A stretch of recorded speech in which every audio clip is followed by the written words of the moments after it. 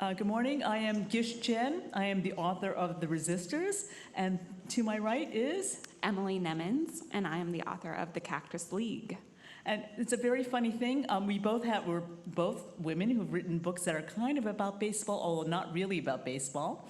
Our books have come out. Mine is coming out from Knopf February 4th. And mine is coming out with the FSG on February 4th. And they both have blue covers. So it's really quite a moment. But it's very different in one way, and that is that this is Emily's first book. And I think we really have to have a round of applause. And this is her first event for her first book. She just got this finished book yesterday. Yeah. And so this is our very first view of it. It is absolutely spectacular, as you can see, and I think it is quite a moment. Thank you. Straight from the bindery. I don't think they've arrived in New York yet at the FSG offices. I just said, get them to Key West, get them here. And of course, it's not a competition, but I do notice that FSG managed to get her books, whereas I'm still reading from the galley. And I don't know if you want to talk a little bit about your journey to this. I mean, this is a very special moment, and nobody gets to this moment, without quite a journey. And yours has been a bit of a journey. I don't know if you want to talk about it at all. Sure. I have been a lifelong baseball fan, and I started going to spring training when I was maybe 10, and thought about it as this interesting place. The novel is set in Phoenix area around Scottsdale, and the occasion of spring training, the Cactus League, of course, is the Arizona League, and the Florida League is the Grapefruit League. And I thought, this is a really interesting problem. A bunch of practice games, none of them count in terms of going towards a team's record, but if we take that constraint and that conceit, what other stories are there? And so that was a starting point for me conceptually. I think the other starting point for me was I'm from Seattle originally. I lived on the East Coast and worked in New York for my 20s. And then after several years of working with architects, as discussed yesterday, I just said, I really miss literature. I want to go back to school. So at the end of my 20s, I went to graduate school in Baton Rouge, Louisiana. And one of the first things that I encountered upon arriving in Louisiana was SEC football. And just the wildness that is Baton Rouge on a Saturday. A Louisiana Saturday night, there's a song about it. And there's about 200,000 people that arrive on campus. Eventually about 92,000 of them fit into the stadium. But what a wonderful and strange, and just I was entirely taken with the culture of college football in Baton Rouge and the real carnival and community that was built up around that. So for about 2 years, I was writing these baseball stories, but really thinking about sports culture and community more broadly. And going to tailgates with all sorts of different communities. I talked my way into the press box of LSU for the 2012 season. There were 3 of us, sort of 2 retirees, and me working on this book in the corner. We were trying to get out of the way of everyone working on deadline, but really thinking about what this massive gathering of both athletes, but fans, people who are, have hooked their economic viability to sports. We were just talking in the last panel about paying collegiate athletes, but everyone from vendors to agents to the whole economic system around and the social system around sports culture. So that's where all of that began. Well, can I just ask? So were you were writing this book while you were in graduate school? I started it in graduate school. Wow. So because that's so unusual. Because, I have to say that, in most MFA programs, a lot of people are writing about their childhood. And, what an interesting, well, no, it's true, right? And I will say their mothers. As a mother myself, I'm very aware of this. But there you are. You took a very different tack, and I'm just wondering if you remember that moment where you decided to write about baseball instead of you must have had other people I'm on a not more that- on a more conventional, Yeah, not that interested in watch my next book be autobiographical, but I'm not that interested in autobiography and literature. I'm interested in reading it, but it's not ever driven my writing. I was actually doing a lot of reading of long-form sports journalism, John McPhee. There's a wonderful, very fat anthology of the best writing, sports writing from The New Yorker, thinking about storytelling and narrative based in the world. Good. Do you want to read a little bit so that we can have some idea of what you did? And then we're going to talk about The Resistors, because this is a fantastic book, and it's so exciting that it's coming out in the world. So I was going to read from the very beginning, but then I realized that is in the program guide. Oh. So I'm going to jump just a few pages further into the first chapter. What you need to know, Michael and Audrey are snowbirds that keep flying. This book is set in 2011. The recession has really gutted the Phoenix area, and Michael was briefly a major league athlete and has been a batting coach for about 4 decades. When Michael bought their Arizona house, brand new in 1971, guys on the team thought he was crazy. But Michael thought they were crazy not to buy. Why spend their meal money on 6 weeks of hotels every spring when they could be putting their stipend towards a mortgage? Scottsdale wasn't quite tumbleweed down Main Street back then, but was a lot different. Small for one. It stopped around Indian Bend, mostly just cacti and the old Army airport past that, the ghost of Frank Lloyd Wright hanging out on some distant hill. Other players rented convertibles and bought clothes that only impressed whoever else was eating late night at the Pink Pony. Michael paid down his banknote. A career in baseball, or at least one going the way he had imagined, was a looming unknown, but some things you could count on. By 30, he and Audrey already had their retirement home. When it was clear his shot at the majors was done, that thrift felt more important than ever. And while their official residence is Salt Lake City, home of the Stallions, the Lions AAA affiliate, the Arizona house is their favorite stop on the year-long countrywide circuit. These days, now that all the kids are out and mostly on their own, Michael and Audrey spend 8 weeks in Scottsdale every spring and fall. It is well lived in and well loved, but not any sort of rundown. Michael makes sure of that, always sprucing up the yard and keeping the paint fresh. There is something very cathartic about everything being in its right place, especially after so many months on the road. So they've just arrived at this house. The first thing to hit him is the stench of decay, a garbage smell, but he also detects the acrid aroma of something not meant to burn having been burned. It is cool, downright cold, the thermostat doing its best to keep the house at 60 against an 85-degree sun. Michael shivers. "Anybody home?" he calls. It sounds ridiculous, he thinks, yelling out as if he were some overcurious neighbor, like this isn't his own home. But Michael can't think what else to say, what else to do, so he calls out again, and then he listens. No answer. He surveys the kitchen. Wadded up Pop-Tart wrappers spill across the counter, dishes jam the sink, and then his eyes go to a dark, sticky stain on the floor. Blood, Michael thinks, and his breath pulls up short. Only when he kneels down and sees the overturned bottle of Hershey syrup wedged underneath the fridge is he able to exhale. A trail of tiny ants march from the spill to some unknown world behind the cabinets. The security system, once mounted next to the thermostat, is now smashed plastic and a knot of clipped wires. The deadbolts in front and back have been replaced with some cheapo set, the locks sitting loose in their casings. One mystery solved.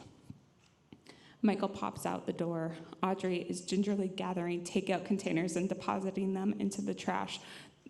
Their backyard is also a mess. "Leave it be, Audrey. Those are filthy." She looks up. "How is it in there?" "Not good," he says with a grimace. He does a quick survey of the dining room. At some point, a meal had been set for 4, pre-made lasagna by the looks of the caked tinfoil casserole. The tailor's nice china, stained orange with grease, is spread across the table, crusted and crumbled. He inspects the sideboard, a small liquor cabinet and wine rack atop it. The visitors drank every ounce in the cabinet and every bottle in the rack, including the 1999 Mouton Rothschild Bordeaux Michael was saving for their 50th. Those shits, he mutters. In the girls' room, now fitted with 2 sets of bunk beds for when the grandkids visit, all 4 beds have been slept in, none of them have been made. Something squirreled in the corner catches his eye. An assortment of Michael's sports memorabilia has been gathered from different parts of the house and deposited, and probably here. The ball from his first home run, his collection of cards, all the way back to his squinty rookie year. He'd been handsome in 1965, even if the Topps photographer had surprised him, asked him to turn around and smile right into the sun. Michael doesn't know if he could ask for a redo, not until the team set came in and the whole clubhouse laughed at his squished up mug. He slips the card into his shirt pocket. Also in the pile, a framed clipping from 1974, that lucky moment when they made it all the way to the World Series, and he was the Lions' backup left fielder. No ring, though. They'd lost in 5 to St. Louis. His retired gloves, their leather gone soft and then stiff again. Ball caps from every level of the organization, Carolina, Kansas, Salt Lake. The medallion the Lions gave him for 40 years with the club. For those, major or minor don't matter, nor do player or coach. It is about being loyal, which he is, faithful as a border collie. If only the feeling were mutual. The last time he encountered Stephen Smith, the head of the ownership group, the man couldn't be bothered to hide his sneer, making a face like Michael wore a stain he'd have to scrub out. Beautiful. Thank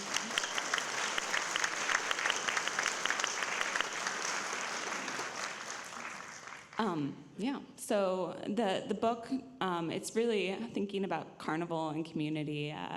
The focal point of each chapter sort of slides around the community, around this team, the Los Angeles Lions, but it starts with Michael. Yeah, and it's kind of an baseball book.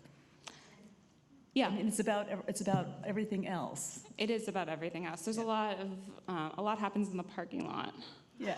Rather than in the stadium itself. But can we pivot? Let's talk about the resistance. Well, my book is also kind of an baseball book. Yeah. I'm on a very different moment in my career, in that this is my 8th book.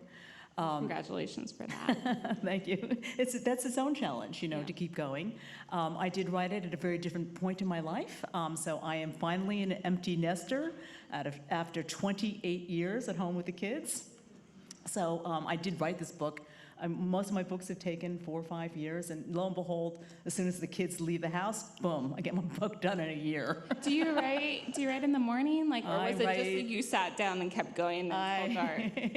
I write 24/7. I just write, and don't stop. And it's having my daughter out of the house has been it's been very sad.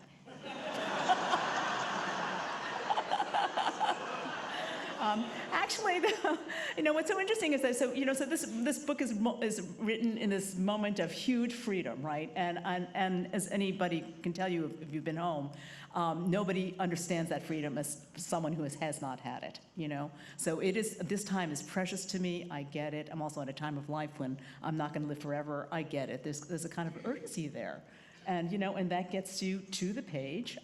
But no sooner, of course, do you think that you are free, then you find that somehow your book is all about a young girl, not exactly like your daughter, but a little like your daughter. A little like your daughter, and a little bit about going to college. And going to college. And I had not intended that, but sure enough, this book is a dystopia. I mean, everyone says, what do you do when your child leaves the house? I'm saying, well, you sit down and you write a post-automation, surveillance state, feminist baseball dystopia. That's what you do, of course. But why the dystopia, right? And I think part of it, and why the very broad social focus. And a lot of it is because, I do have this child at school. The word future comes up every 13 seconds during freshman orientation, right? So future, future, future, future, future. You're thinking about the future. And there is a way in which, I'm thinking about the future for my child. And there is a way in which I'm almost trying to tell her, like, these are all the things I want you to think about, what I want you to do with your education. Like, these are the things, and of course I can't tell her that, right? So I can't tell her, but suddenly it's just like, you might think about climate change. You might think about what's happening to American democracy. You might think about automation, what that's going to mean. You might think about AI, what that's going to mean. And all of those things come in, as well as just basic concern with, and don't get involved with any older guys that you really should avoid. And it all. Okay, yeah. And you can sort of see it's like my book is like the mother's nightmare. Although it is also the mother's hope. And a lot of the early, it's still early, but a lot of the early commentators have sort of said, oh my God, they've never read a book that was at once so kind of horrifying and kind of so warm and hopeful. And I think that that's exactly kind of the way that is my moment. I do have this child, and that's how I feel. I feel simultaneously extremely worried about what's happening and where we're going as a country. And I also feel very hopeful. I look at my own kids and the kids around them, and you can't help but feel like, wow, this generation is really something. So, so both of those things are in my book kind of together. And it is ironic that, like I say, there I am free, and I'm not writing about, a girls' weekend in Paris. I'm free, but I'm writing, very much as a parent, but also a concerned citizen. You know what I mean? Kind of. And why baseball? But I have a quick question about those two elements, the hope and the dystopia. And this is with my editor's hat on, I guess. Can't get it off quite. Were they both there simultaneously? Did they fit together well the first time through? Did you feel more in writing it? Was there hope first? Was there dystopia first? How did those two weave together? Because I think they successfully are woven, and that balance is struck. But so much of figuring out how to write a book is how to have them play together. This is like, this is not my most ethnic book by any means, but of course I am a Chinese American, and that has meant from birth really that I grew up in the world of yin yang, and so I've always, that was commented on many times when I was in graduate school. They would say, is this story happy or sad? And I will say, well, it's happy and sad, and it took me a long time to realize that a lot of people are kind of much more either one or the other. But like I say, I grew up with sweet, sour, yin yang. For me, that's just normal. Mm-hmm. So I don't struggle for it. It's very, it comes naturally. Yeah, okay. It's just there. Can we hear a little? And why baseball, right? Yeah. I'll just say very briefly. I was not like you. I was not a baseball fan. But I am surrounded by baseball fans. And I know baseball what it looks like to immigrants, because my parents were immigrants from China. I know what a portal it is. I know that to them, that is America, and it's the America that they can access. So very frequently, the first thing they do is they start watching games, They'll try to play a little ball. And as it happens, my mother, who was otherwise the least athletic person you have ever known, truly. She has never done anything. She can't swim, she can't run, she can't do any of those things. But she's obsessed with baseball. So much so that she's in her 90s now, and a couple summers ago, she was in septic shock, and we all thought that she was going to die. And so we're all racing down to her hospital bed, where, the priest has already been called in. I mean, everyone's very worried. And she's in a coma, and she's lying there, and my brother is trying to get her to respond. My brother's an incredible athlete. And my brother leans over and he says, Mom, the Yankees are in a slump. This is a true story. He says, the Red Sox are eating their lunch. And my mother, who has been totally comatose, bat, her eyes open, and she says, that Aaron Boone should be fired. Aaron Boone, the manager of the Red Sox, of the Yankees, of course. It was just like that. And I think it's just something of how it is. That's another thing. People, how could you write this book about baseball when you know nothing about baseball? And I kind of simultaneously knew nothing about baseball, and I kind of knew a lot about baseball. Right. It was in the atmosphere. It was. It was what I was in the water I drank. Yeah, So, that's great. and now you want me to read.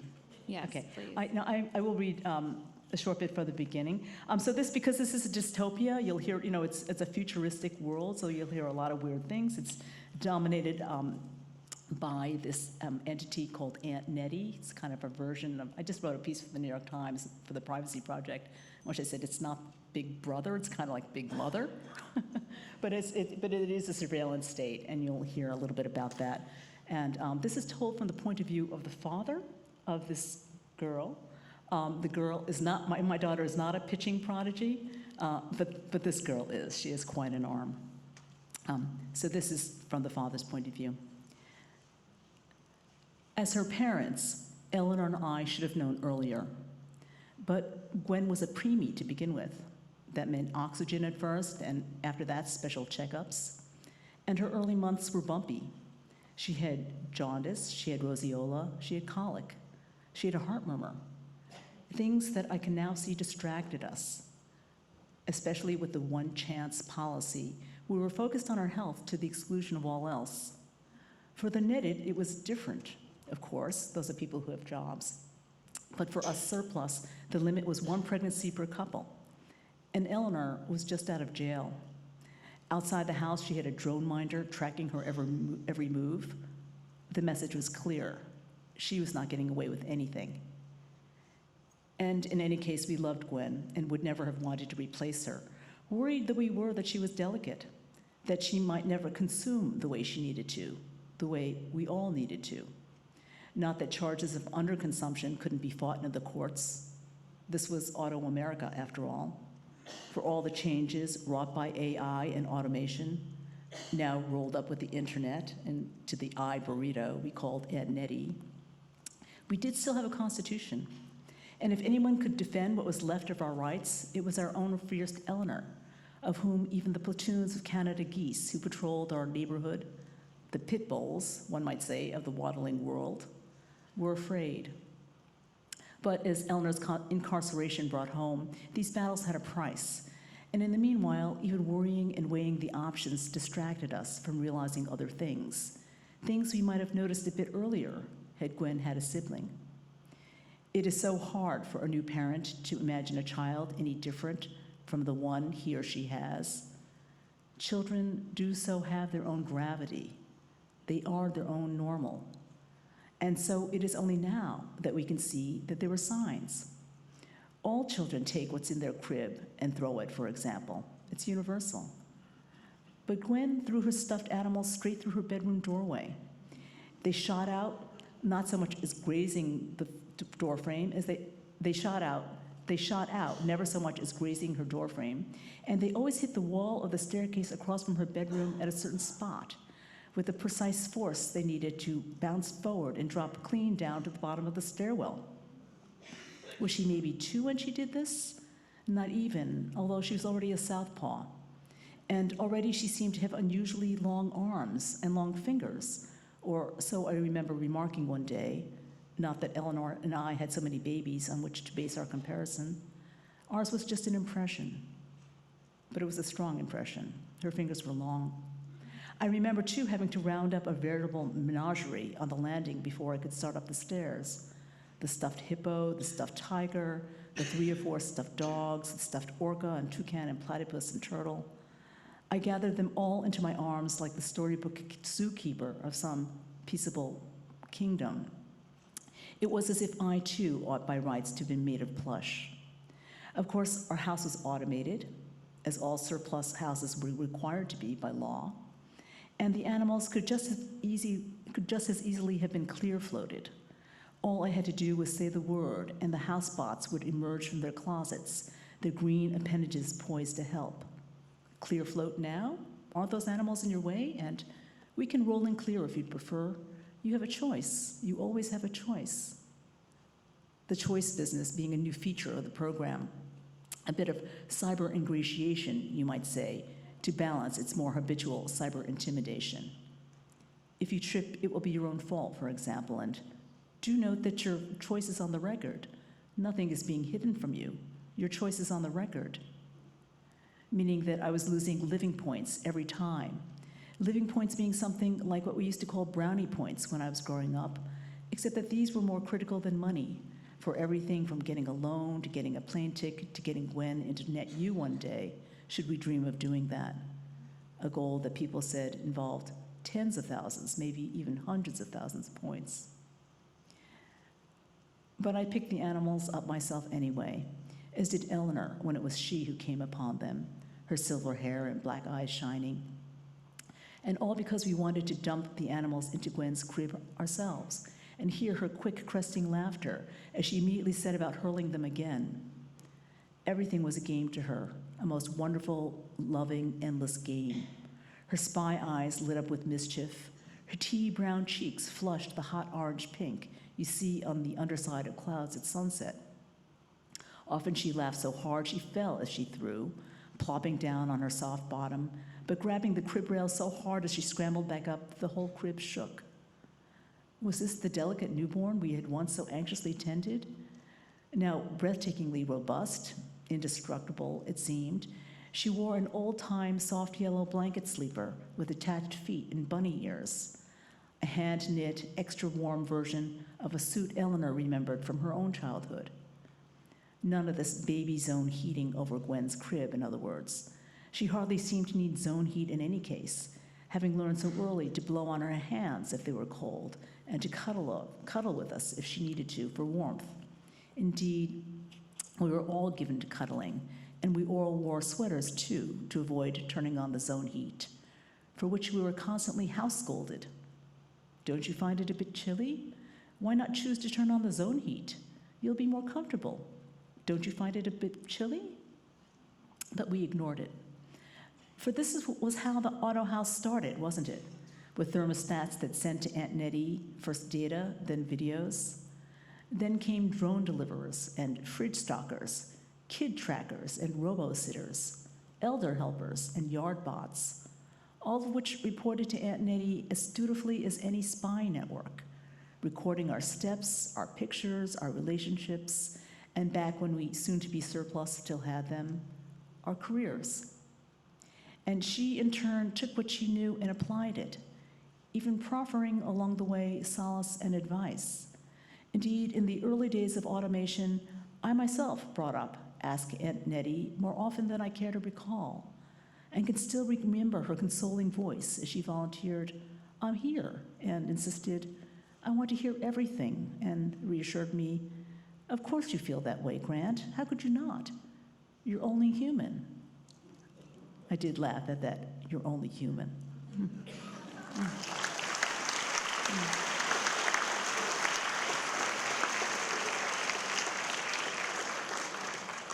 So 2 books that are not about baseball, but not about baseball. Right. There are moments of baseball in your book. I was really excited to see, the first sort of pitching duel in the book. Did you read sports literature to sort of course, orient? What were some favorites for you? I read pretty much every. I read a lot of these books, like 9 innings, and these books, about the off-speed pitch and so on. So I was, but a lot of it too, I got honestly because my brother was a pitcher, and that was another part of, it's funny. The reason I brought baseball into this book that was really about, this very dystopic world is, I was trying to think about what is it, what can I use? I don't know if you know this wonderful poem by Gail Macer, "Baseball is not a metaphor." But of course it is. It's a wonderful poem. But but baseball is a metaphor, right? And I was sort of thinking, when I was thinking, what can I use to sort of kind of get across what I think is at stake, like what we stand to lose, if we continue on the course we're on. There it was, baseball, democracy, this arena in which we could all realize ourselves, the level playing field, there's so many things about baseball. It's, Walt Whitman, of course, said that it has the snap, go, fling of the American atmosphere. It's still true today, right? There's something about baseball. And so once I thought, that's what I need to try to get across kind of my sense of alarm. And then I remembered that, and actually in my own family, that my brother had been this really extraordinary pitcher. He found that we're an immigrant family, so we did not grow up with baseball. It happened kind of by accident. He was part of the Hillcrest Lakers Boys Club in Yonkers, New York, where they rotate them around different sports and they rotate them around different positions. And they figured out that he could pitch. And so he threw for Curtis Appliance. I guess there were two big teams, Curtis Appliance and Adventures Inn. And so, a lot of the early scenes in my book where, Gwen is just in the backyard, pitching and pitching. I'm like, oh my God, I grew up with my brother having set up this little target, and he pitched until he could hit those corners, and he was good. I mean, he was good enough that he was actually, Yonkers, New York there's a lot of, it's a working class neighborhood. A lot of these kids are really athletic, and he was actually, so there's a kind of father-son dinner, and so Tom Seaver, he was introduced to Tom Seaver. They said, we have the star pitcher. He's this Chinese kid. They called him this Chinese kid, of course, who could pitch, and Tom Seaver taught him to throw a curveball. So he was really quite the star. But it's all this pickup game stuff, So that's the baseball that I know. Right. Is I know the baseball, where they're hitting too many foul balls into this lady's lawn, and this lady takes their Spalding ball, she puts it in the driveway. She has this big knife, and she goes. If I have any more foul balls on my lawn, this is what I'm going to do. And then it's very funny, actually. And then they moved out. They had to move out to another, to go play on a different street that was really, there were too many cars, really.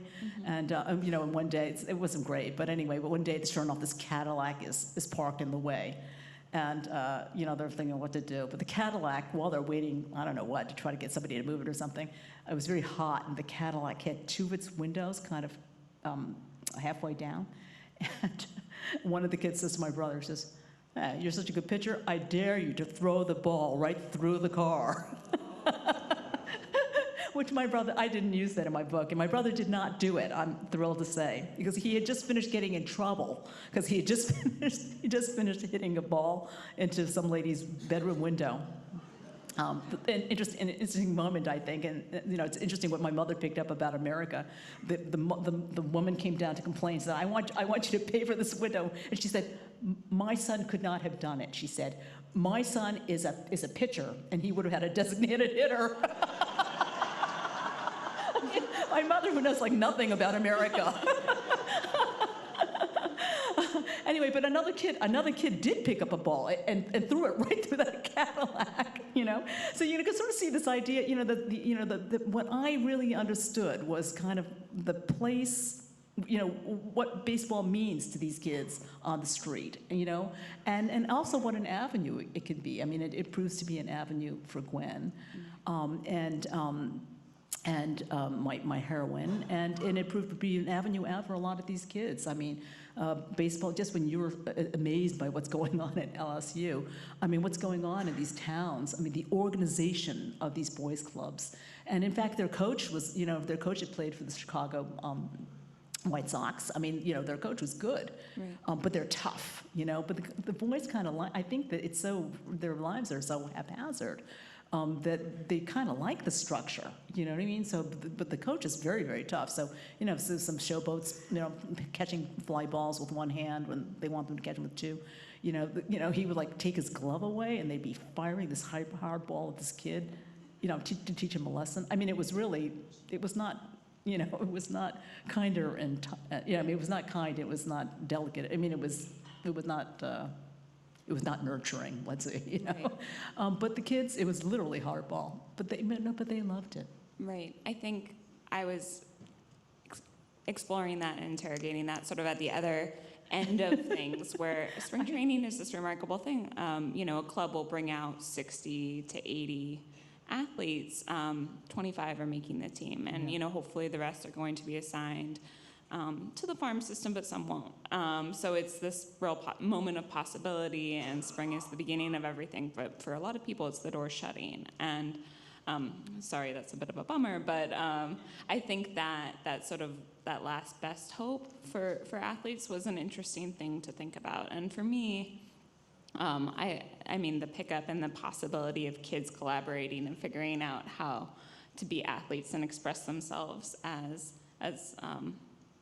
really remarkable athletes is central to your book. I think I was interested in the baseball metaphor of, there is that possibility that's part of it, but, with Michael at the other end of it, that aging athlete and the possibilities of one's career. There's an 18-year-old in the book who's, was recruited right out of high school, which is a fairly irregular thing in baseball. But I was living in Seattle and a diehard Mariners fan when it happened for Alex Rodriguez, and we know how that turned out. He was one of the best and most complicated athletes of his generation. I don't know if Ben's here, but he talked about he was Ben's McGrath's favorite loser, right? So these very complicated trajectories, sort of once you've fallen for the sport and love it and realize there's a lot of hope here, and let's dig in and become the best we can be. But then what happens once the world gets involved? Yeah. It's a privileged arena, right, in which, and we want it to be privileged, and we want there to be losing, because without the losing, we're unable to see kind of the grandeur within. There's a way in which I think that there's a way in which I think we feel like we have this divine spark in us, right? And there's a way in which America is so much, the promise of America is this is a place where your divine, whatever it is that was given to you will come out, and you will know what it is, Mm-hmm. And but of course in real life, things are so muddled you can't really tell. But on the field, it was just like, earlier, and Kevin Arnold talking about this, on the field, you can see the genius in people, and if you have a genius, if you have genius, it's going to come out, and the great equalizing of that, and I feel like I say that's the promise of America, that it's going to be equalized so that we can see, and in sports we still see how we have that we have a little corner.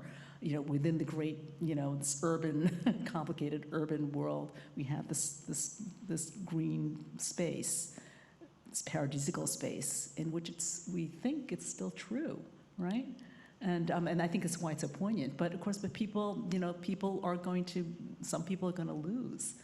But I think that they're comfortable with that, because the good news is that some people are going to lose, but you get to know, and I think that people, they want to know. Don't you think? I think that's a lot what's going on in your book. And of course, your book is so much about, but okay, so we have, but I think we have sports, the romance, right? Yeah. But in your book you also have but actually this is what actually is going on around this great myth. And this is true of America too. We have the myth of America, and then we have the reality of America. And you're very much focused on kind of the reality. Right. Yeah, and and especially the women. I love the women in your book. Oh, thank you. Yeah, I was really interested in thinking about the whole ecosystem of sports culture, which is, of course, it might only be men on the field, but it's not just a males-only universe. There are women behind a lot of these athletes, and there are women who aspire to be affiliated with them. And giving time in the book for all of those stories as well.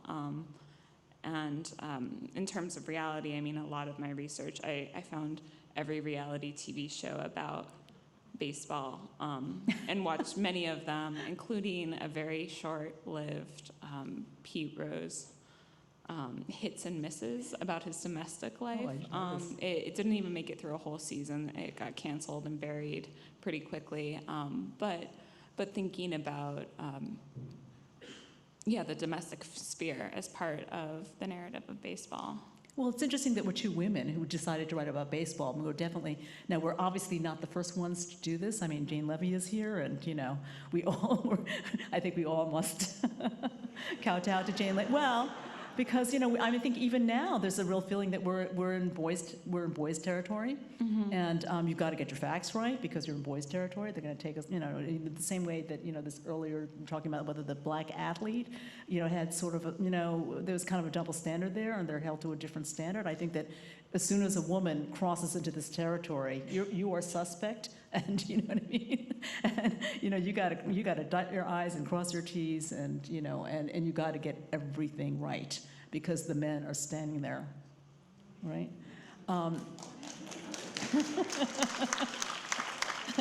Jane Levy knows of what I speak. I mean, so we're not the first, but even so, it's amazing how much a lot of the struggles in society are still reflected, in the sports world, and it is even now we're still testing a kind of limit that's there. Yeah. And I think it is really interesting. I didn't go back and look at how many baseball novels have like almost no women in them, or no women with interiors in them. But here, you definitely have women who matter. My book obviously is a feminist book. I have a girl pitcher. You know She's what I mean? the best person on the team. Yeah. And she's it's interesting because we were talking earlier about Jackie Robinson. She's a Blasian athlete. And a lot of people ask me, like, why is she Blasian?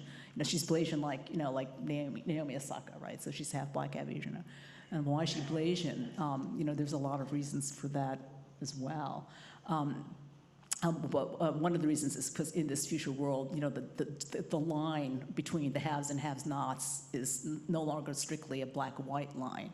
It's really a matter of who has jobs and who doesn't. And a lot of the people who don't have jobs are immigrants, and many white people as well. I mean, just a lot of people don't have jobs, so things are much more blurred. It's one of the reasons I have a Blasian athlete. Another reason is I needed to have somebody who could credibly throw 85 miles an hour. And I'm not getting hung for this, for stereotyping, but I myself as a reader would have had a hard time believing that an Asian female could throw 85 miles an hour. So that's a terrible thing to say, but there it is. But the third reason, though, that this is actually a very important element in my book is the black pitcher who preceded Jackie Robinson, who is Satchel Paige. Very, very, very, very great pitcher, perhaps the greatest we've ever had. We'll never know because they didn't keep records in the Negro leagues. And very pissed off that he wasn't Jackie Robinson. Like, wait, why? It's like, why did they pick Jackie Robinson, right? But anyway, it's I don't want to give away too much of my book, but some things about Satchel Paige actually are very important to the book. And she is sort of cast as a little bit of a female Satchel Paige, and she is similarly pitching in a world where she's just totally not allowed. There's no league for her. There's no world for her at all. Mm-hmm. And the whole thing has to be kind of constructed so that she can begin to do what we think you should be able to do in America, which is that if you have this genius, it should come out. And in order for her to do that, this whole world has to be constructed for her, as was true with Satchel Paige. The world was not there for him to operate in. We could not, so we really, truly, to this day, we just don't know about him. Right. And I think we all agree that that's not America, right? Yeah. So. Yeah. I think there's just a few minutes left, and we wanted to take some questions. There are microphones going around.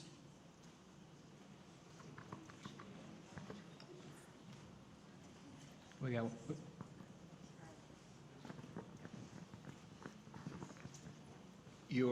Some of your focus is on the transition in life after your athletic career ends. Right. And I'm interested in your comments on the life of Kirby Puckett, who was the quintessentially happy baseball player. He was even revered by other baseball players as the joy he always brought to the game and to the clubhouse. And as you probably know, he woke up one morning in spring training and he could not see out of one of his eyes from glaucoma. And his career abruptly ended.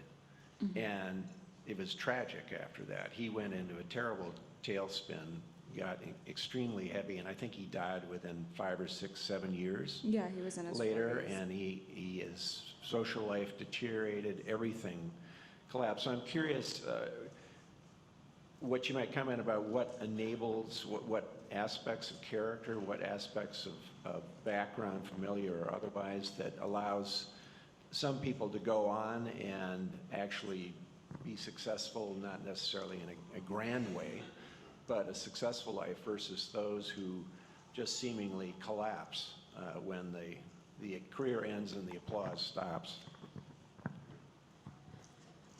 I mean, that's the big question, right? And that's an opportunity in fiction, is to imagine different characters and what they're doing. I think a prevailing, the central character that's sort of in a Winesburg, Ohio way in my book carries through every chapter is a left fielder who is at the top of his game but beginning a tailspin. And I don't have any answer for how you do it, but I have several examples in the book of how it might be done in terms of people facing really profound challenges, either towards their athleticism and their physical capacity, or emotional and social challenges, and how you go about persevering and hanging on.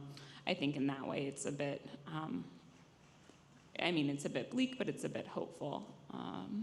So I think with athletes, it's not a different personality type than anyone else in the country, but they do have a higher standard in terms of being in really peak performance at one moment and understanding what that feels like. I think the hill looks a little steeper, or the cliff might be a bit higher than for those personalities, and that's an interesting thing to think about and to write about in fiction.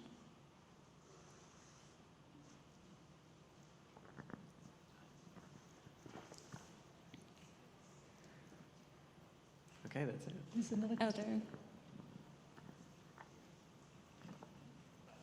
I'm wondering if both of you had women in primary characters, if you took a look at any of the old-time women professional baseball players, or somebody like Monique, who made such a come about in the Little League. Were you able to look at any of those and see any character building for you in your novels? Absolutely. I actually looked at all of them, and I looked at all their biographies. And of course, some of these people were just amazing. Of course, I'm now having a senior moment where their names have gone out of my head. But if you think of people like Mamie Peanut Johnson, who was not only a woman but also African American. And there she was, and she was this tiny little thing. They called her Peanut. I mean, it sounded like she was like 105 pounds with her uniform on when it was dripping wet. I mean, and I have to say that so there's a lot of women like that. I mean, I read every single one, and it's just I think that we do want more from our athletes because they are in this privileged arena, and we want to discover that they're godlike. That's what we want, because it's what we want to believe about ourselves. And even as we have a fair dose of realism in our books, and we understand that actually these guys are human. There's no question that it's thrilling when it turns out that they're more than human. And I have to say, when you look at these women athletes, it is hard not to feel like, what? It's true. It's true. There is something about us where there's something in humans which is just really spectacular. And I think especially in these women pitchers, at least for me, I every single one of these books, I ended genuflecting to them. It's just extraordinary people.